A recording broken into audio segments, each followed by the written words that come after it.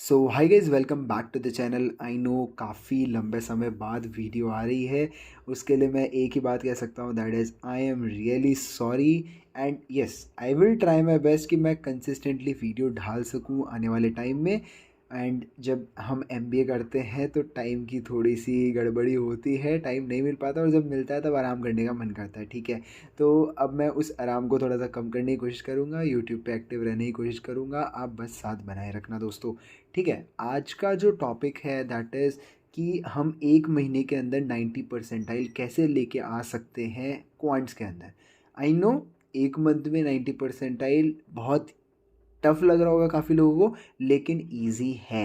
Quants में 90 plus लाना is not that much big deal. ठीक है, उसके लिए आपको क्या करना है, इस वीडियो को एंड तक देखना है और जो भी चीज़ें मैं बताऊँ आपको एकदम अच्छे से करना है, इन डेप्थ करना है। ठीक है, तो सबसे पहले हम बात करेंगे दैट इज़ कि लिटरली ये पॉसिबल है। तो हाँ, 90 परसेंटाइल पॉसिबल है, बट अगर आप चाह रहे हैं कि 95 और 99 आ जाए तो ये वीडियो आप लोगों के लिए नहीं है। अगर आप अभी शुरू कर रहे हैं तो सिर्फ 1 मंथ है आपके पास अगर। ठीक है, तो अब कैट की जर्नी आसान बनाने के लिए चैनल को तो सब्सक्राइब करना ही पड़ेगा, वो तो कर लो।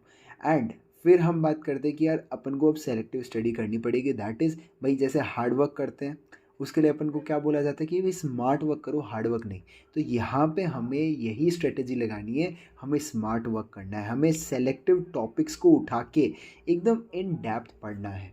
ठीक है, सो सबसे पहले हम क्या करने वाले हैं, अरिथमेटिक उठाएंगे। सबसे पहले तो अरिथमेटिक में परसेंटेजेस नाम का एक बहुत ही इजी टॉपिक है। अगर आप करने बैठेंगे तो आराम से 2-3 घंटे के अंदर आपका एक इंटरमीडिएट लेवल तक परसेंटेजेस कंप्लीट हो सकता है। क्यों? क्योंकि आपको बेसिक्स आते हैं परसेंटेजेस के। हमने 10th तक की अगर मैथ्स पढ़ी है तो परसेंटेजेस का बेसिक्स तो हमें आएगा ही आएगा। जब फाउंडेशन हमें आती है तो 2-3 घंटे लगा के हम इंटरमीडिएट तक आराम से पहुंच सकते हैं। ठीक है, एंड क्वांट्स के सेक्शन में अगर हम बात करें, देखो जो भी अरिथमेटिक में आता है ना, वो आपको डीआईएलआर में बहुत ज़्यादा हेल्प करता है। क्यों? स्पेशली डाटा इंटरप्रिटेशन में। ठीक है, डाटा इंटरप्रिटेशन में ग्राफ्स और बार चार्ट्स और जो होते हैं उनमें क्या होता है कि परसेंटेजेस और रेशियोज बहुत ज़्यादा काम आते हैं। और हम कह सकते हैं एवरेजेस, मिक्सचर्स, एलिगेशन, ये सब कुछ चीज़ें जो अगर आप अरिथमेटिक एकदम इन डेप्थ कर लेते हो तो डाटा इंटरप्रिटेशन आप ये कह सकते हैं कि सॉर्टेड है, अगर आपके कंसेप्ट क्लियर है तो। क्योंकि आपको सिर्फ अरिथमेटिक के जो टॉपिक्स हैं उन्हें अप्लाई करना है उनमें, और कुछ भी नहीं है। एप्लीकेशन बेस्ड होता है सारा कुछ। ठीक है, देन हम बात करेंगे कि यार जब हमारा परसेंटेजेस हो चुका है उसके बाद हमें क्या करना है, दैट इज़ रेशियो।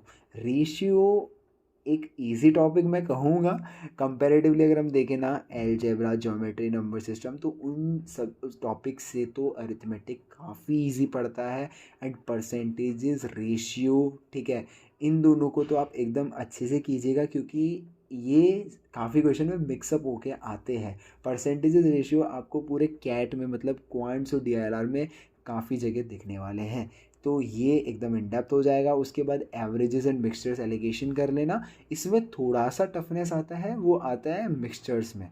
ठीक है, एवरेजेस तो आप फिर भी कर लोगे, लेकिन जो मिक्सचर होता है, जब एक सॉल्यूशन बनाते हैं फिर दूसरा सॉल्यूशन बनाते हैं मिक्सअप कर करके, तो उसमें थोड़ा सा कन्फ्यूजन बनता है। बट हमें डरना नहीं है, अगर हम अच्छे से दिमाग लगा के फोकस करके पढ़ेंगे तो कोई टेंशन की बात है नहीं। ठीक है, और ये सभी टॉपिक ना एक दूसरे से कनेक्टेड है, तो साथ में करोगे तो वही बेटर रहेगा। Percentages, ratio, averages, mixes, alligation. ठीक है, उसके बाद करें तो देखो, रेशियो के साथ प्रपोर्शन भी आता है। प्रपोर्शन में तो कुछ भी नहीं है, एकदम बेसिक से जो हमने 10th तक पढ़ा है वही चीज़ें यूज़ होगी।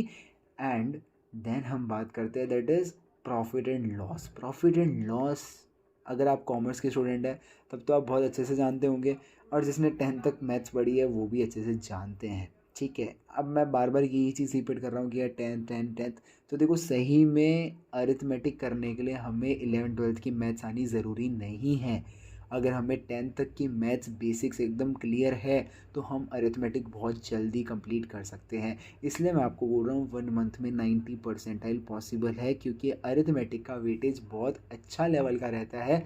तो हमें फोकस करना है पूरी तरीके से। ठीक है, अरिथमेटिक हो जाएगी अपने को, देखो प्रॉफिट एंड लॉस भी हो गया।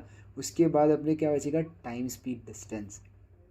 Time and work, simple interest and compound interest. तो सिंपल इंटरेस्ट कंपाउंड इंटरेस्ट जो है, अगर आप लाइक परसेंटेजेस रेशियो कर लेते हैं तो सिंपल इंटरेस्ट कंपाउंड इंटरेस्ट में क्या थोड़ा बहुत वो फार्मूलाज रहते हैं, तो फार्मूलाज याद कर लेना, उन्हें अप्लाई करना सीख जाना, तो SICI भी तुम्हारा कंप्लीट हो जाएगा। देन अगर हम बात करें टफ टॉपिक की, that is time speed distance. Tough नहीं है बट डिफ़िकल्टी इसकी अरिथमेटिक में सबसे ऊपर मैं कहूँगा कि ये है। डिफ़िकल्टी इन द सेंस कि यार इसमें ना सिलेबस बहुत ज़्यादा है, वास्ट है ये टॉपिक। तो डरने का कुछ नहीं है, बस वास्ट है तो थोड़ा सा अपन को संभल के चलना है, एकदम अच्छे से पढ़ना पड़ेगा, ठीक है। इसमें टाइम लगेगा बट उससे पहले पहले हम अगर सारे टॉपिक कर लेते तो हमें टेंशन कम रहेगी कि हमने कंप्लीट कर लिए हैं काफ़ी टॉपिक। तो हम अब सिर्फ फोकस करेंगे टाइम स्पीड डिस्टेंस पे।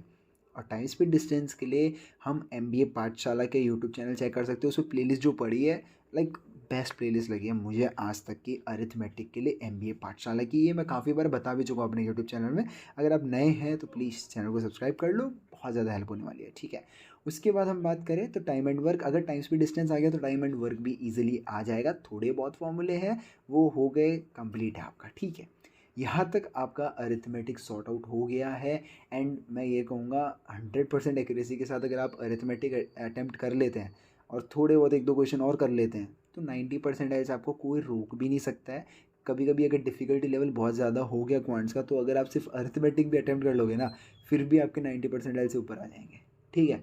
बट हम सेफर साइड क्या चलते हैं कि यार अगर हमारे 8 क्वेश्चन या 7 क्वेश्चन आ रहे हैं अरिथमेटिक से, तो उसमें हमारे सॉल्व तो हो रहे सिर्फ 4-5, ठीक है, बाकी 2-3 रह गए, तो अब हमारे 90% कैसे जाएंगे। उसके लिए हमें एक ही काम करना है, दैट इज़ अलजेब्रा के कुछ ऐसे टॉपिक्स जिनके क्वेश्चन आते रहे हैं इन सालों में कंसिस्टेंटली, उनको हम तैयार कर लें। क्योंकि कुछ क्वेश्चंस अलजेब्रा के काफ़ी इजी आ जाते हैं, तो हम अगर उनके बेसिक्स भी करके जाएं या थोड़ा बहुत भी लाइक मीडियम लेवल पे भी अगर पढ़ के जाएं, तो हमारा काम हो सकता है, हमारे क्वेश्चंस बन सकते हैं, तो उससे हमारी परसेंटाइल काफ़ी बूस्ट हो सकती है, ठीक है। तो अलजेब्रा में आपको मैं बता दूं that is linear equation. Linear equation इतना इंपॉर्टेंट नहीं है बट वो बेसिक्स है, ताकि हम क्वाड्रेटिक इक्वेशन अच्छे से समझ सकें। और क्वाड्रेटिक इक्वेशन आ गई ना तो आपके एक दो क्वेश्चन तो बन ही गए हैं, ठीक है। एंड उसके बाद इनइक्वालिटीज़, और इनइक्वालिटीज़ में कुछ भी नहीं है। ऐसा कॉन्सेप्ट है कि अगर आप अच्छे से यूट्यूब पे जाके पढ़ लेना, कहीं भी अगर कोई भी कोचिंग के कंटेंट भी देख लें अगर आप, तो इनइक्वालिटीज़ मॉड्यूलस जो है वो बहुत बेसिक्स है। कंसेप्ट क्लियर होते ही आप ऐसे पकड़ लोगे कि हाँ भाई ये तो क्या है, मामूली सा क्वेश्चन है, ठीक है। थोड़े बहुत इसमें ट्रिकी क्वेश्चंस भी बनते हैं, तो अपन को वो अटैम्प्ट करने ही नहीं है। अपन को वो अटैम्प्ट करने जो मीडियम लेवल तक है, जितनी हमारी तैयारी है। हमें मेन तो ये ध्यान देना है कि अरिथमेटिक हम पूरा बेसिक टू एडवांस करके जाएं, ठीक है। चाहे हमें 1 महीना लग जाए, फिर भी हमें अगर अरिथमेटिक में टाइम लग रहा है तो हमें बेसिक टू एडवांस करना है, ठीक है, ताकि हम अरिथमेटिक का एक भी क्वेश्चन ना छोड़ें, ठीक है। फिर अलजेब्रा की अगर हम बात करें, हमने ये कर लिया है quadratic equation, linear equation, equalities, modulus. और उसके बाद हम क्या कर सकते हैं, दैट इज़ लॉग्स और फंक्शंस एंड ग्राफ्स, ठीक है। तो देखो लॉगरिदम जो है छोटा टॉपिक है। क्वेश्चन भी कभी एक आते हैं कभी बिल्कुल नहीं आते कोई सेट में, तो अपन को क्या करना है, लॉगरिदम कर लेना है, क्योंकि छोटा टॉपिक है। अगर एक भी क्वेश्चन आ जाता है और लक काम किया, इजी क्वेश्चन आ गया उस स्लॉट में, तो अपना काम हो गया है, ठीक है। फंक्शंस एंड ग्राफ्स में टाइम लग सकता है, इसलिए मैं ये थोड़ा रिकमेंड कम करूँगा कि इसको अगर आप करोगे 1 महीने में तो टाइम वेस्ट हो जाएगा, बिकॉज अरिथमेटिक में भी आपको 15 दिन तो चाहिए चाहिए कम से कम। हाँ, अगर आप अपने स्टडी आवर्स बढ़ा सकते हैं पर डे, तब तो कोई दिक्कत नहीं है, तब तो आप ये भी कर लोगे, वो कोई बड़ी बात नहीं है, ठीक है। तो फंक्शनल ग्राफ्स भी आप कर सकते हो अगर करना चाहो तो, क्योंकि इससे क्वेश्चन आते हैं। एंड देन आता है search indices. Search indices it's like it depends on person to person. किसी को बड़ा इजी लगता है, किसी को काफ़ी टफ भी लगता है। मुझे सर्च इंडाइसिस पर्सनली थोड़ा सा गड़बड़ लगा था। कंसेप्ट क्लियर हुआ लेकिन क्वेश्चन नहीं बन पा रहे थे, कुछ एकदम इजी क्वेश्चन आते वो तो बन जाते थे और कुछ नहीं बन पाते थे।